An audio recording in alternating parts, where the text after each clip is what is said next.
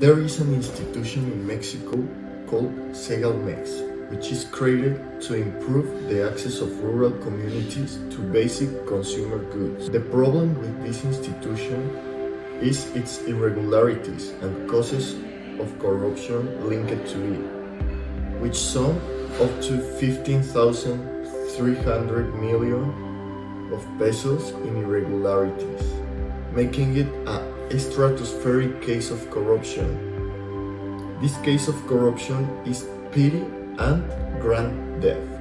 These irregularities include millions of hundreds of pesos in contracts without licitation, a straight non-declaration of the destiny of 3,000 millions of pesos, and many other cases. The irregularities were more than 50 million pesos. This is majorly of both grand theft and petty theft, because a small group of people is stealing amazingly great amounts of money from the country for their personal benefit. The negative effect in this case of corruption is clear and straightforward.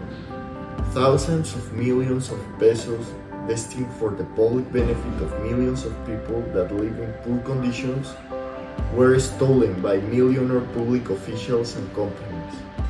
This institution was supposed to improve the situation of the country by boosting the economy in the rural sector, by making contracts with rural companies that would provide the government with food and resources, and in turn would receive the fair amount of money for this, having a strong economic growth.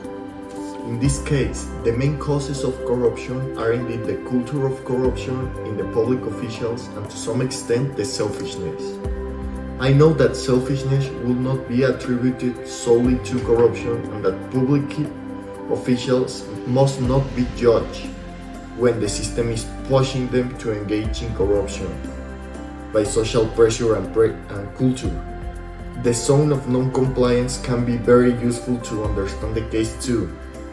These public officials probably have no total idea of all the negative effects they are creating. They probably just see what is immediate for them and how everyone else close to them is being benefited from it, not thinking how immoral they really are. This is a very complex case because it was major corruption committed by multiple individuals involved and probably even the former president.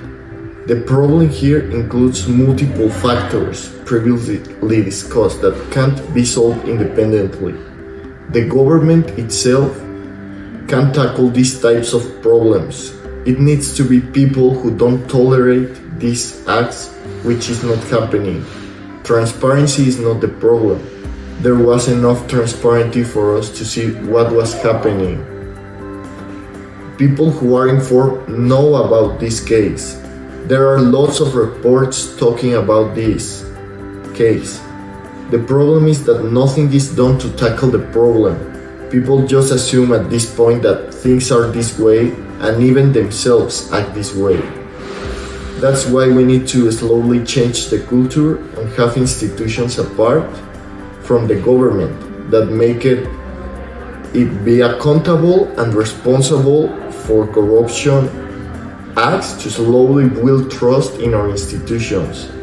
In conclusion, the Segalmex case is a very sad case, which takes corruption to a limit where it creates real harm to the national budget, trust of the institution, public resources, and the country in general. However, we can learn and take multiple insights from this case to avoid it in the future and understand its causes, implications, and consequences.